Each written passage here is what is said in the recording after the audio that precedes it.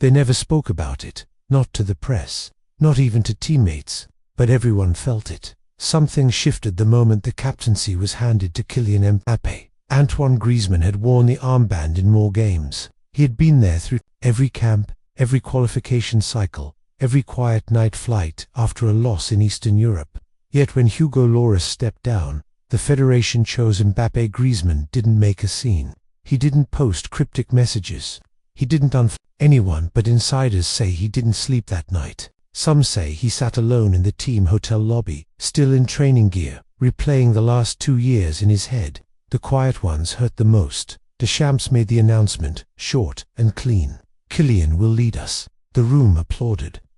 Nodded, said a few humble words. He said it was an honor. He didn't look at Griezmann once. It wasn't that Griezmann wanted the power. It was that he had already paid for it. With time, with silence, with sacrifice. In Qatar he was asked to drop deeper, play a role no one noticed unless it failed. He did it. He did it with pride. When younger players struggled, he covered. When criticism came, he took it. He was the glue dot, and now he was the shadow. That week, they trained as usual. Tactical drills, finishing routines, standard fare. But something was missing. A smile, a shout of encouragement. The easy laughter of two men who had once carried a country on their shoulders together. It was gone. One video from training showed Griezmann clapping for a goal. Mbappé scored. He clapped once, then looked away. In the team cafeteria, they sat on opposite ends of the room. No confrontation, no conflict, just an absence of warmth. The staff felt it. So did the kit managers. So did the media team, who asked both players for a short promotional video. Both declined quietly, professionally, but decisively.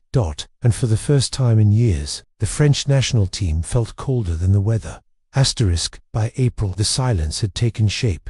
Mbappé and Griezmann still trained together, still lined up side by side for national anthems, but they didn't speak, not in front of cameras, not behind them, not at all. The journalists noticed. Are they okay?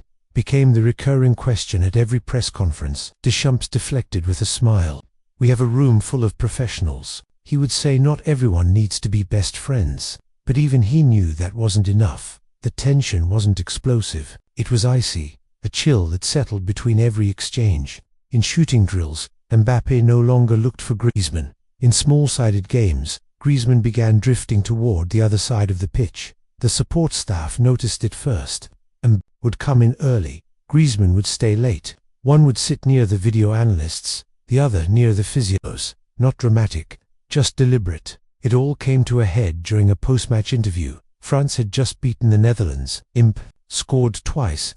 Griezmann again had played a deeper role, intercepting, transitioning, sacrificing. When asked about his form, he gave a simple shrug and replied, "Some roles don't show up in stats." The room paused. Everyone knew what that meant. A few days later, a leak from the locker room made headlines. A staff member claimed Griezmann had privately told teammates he felt like an employee, not a leader. Another report suggested Mbappé had responded, "Then act like one." Whether the quotes were real didn't matter. They felt real. Don't in modern football. Perception is power. On social media, fans began to choose sides. Edits in royal colors, Griezmann in grayscale. Old clips were dug up and remixed. Their 2018 celebrations re-edited with melancholic music. Their postcard presses framed as the beginning of a split. One popular thread read, "He gave up glory for the team. And now they forgot him." The drama was no longer silent. It was global. In May, France called up its squad for the final international window before the summer. Griezmann was included, of course, so was Mbappé. But it wasn't the names that raised eyebrows. It was the photo. The official team announcement featured Mbappé front and center, smiling, confident, arms crossed in a captain's pose. Griezmann was off to the side, out of focus, not cropped but nearly. The image sparked instant backlash. Not even subtle. One former player tweeted. Another said, "That's not an accident. That's a message." French outlets speculated that the communications team had received different orders from different people. One source claimed the image selection came from a marketing agency close to Mbappé's camp. Another insisted it was just an oversight. But by then, it didn't matter. Griezmann had already posted a story on Instagram, a photo of himself in the 2018 final. with the armband, no caption. Mbappé didn't respond directly. He didn't have to. The media did it for him. Panel shows debated leadership. Podcasts compared their aura. Online polls asked who was more French. Even sponsors got involved, shifting campaign assets to feature Mbappé more heavily. Inside the team, players began to notice. One midfielder reportedly joked, "Soon we'll have to pick sides for lunch." It was a laugh, but it didn't land. Deschamps felt the locker room shifting. Quietly, he extended more one-on-one meetings. He spoke to veterans. He consulted staff. He asked one question again and again: is this fixable? No one gave him a clear answer. In the next match, Mbappé scored again. Griezmann had an assist. They celebrated separately. In one clip you could see them cross paths near the sideline. Mbappé looked ahead. Griezmann looked down. 2 stars, same sky, different constellations. And as the summer neared, the cracks in France's golden generation became too loud to ignore. In June, the final friendly before the Euros was set. France versus Canada, a relatively soft fixture. A chance to test formations, give minutes to backups, and calm the headlines. But nothing was calm. During the final training session, a pass went astray. Mbappé called for it. Griezmann didn't hear or didn't respond. The ball kept moving. Mbappé clapped his hands once, loud and sharp. "Speak," he shouted. Griezmann turned. His face was calm. "To calm, I'm not the one who stopped talking." That clip never aired, but someone in the stadium filmed it on a phone. By the next morning, it had over 3 million views. The video reignited everything. Talk shows went wall to wall. Commentators picked sides. Fans argued in cafes, bars, and comment sections. The divide was no longer digital. It was emotional, generational, regional. Mbappé stood for the future. Griezmann stood for memory. Even former players got involved. One wrote, "We're watching a breakup in slow motion." Another tweeted, "This team won't win unless they fix that room." France beat Canada 3-1. Both players scored. Neither celebrated with the other. After the final whistle, Deschamps walked over and stood between them for the handshake line. Like a father at a family dinner trying to force peace.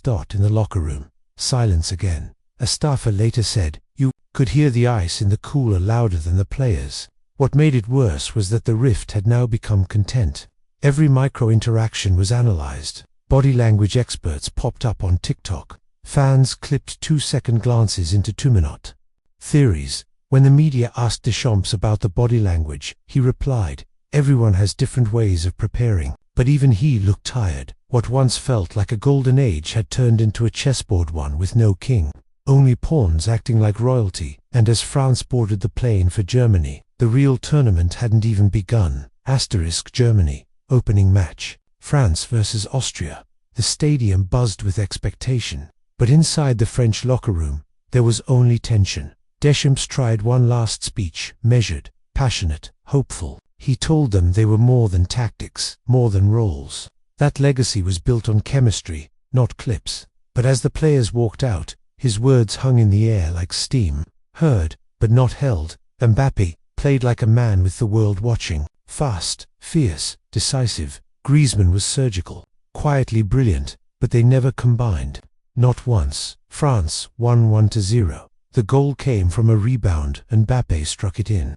Griezmann jogged back to the center circle without looking. The cameras caught everything. On French television, the post-match panel didn't talk tactics. They talked glances, distances, silences. But what no one saw, what no one aired, was the moment in the tunnel after the game. Griezmann stood by his locker, untying his boots. Mbappé passed by. He paused. For a second, nothing. Then Mbappé said, "You played well." Griezmann didn't look up. He just said, "I always do." And that was it. Not a reconciliation, not a just the truth passed between two men who once shared everything, and now shared nothing but the jersey. The fans felt it too. In the stadium, there was applause, but no eruption.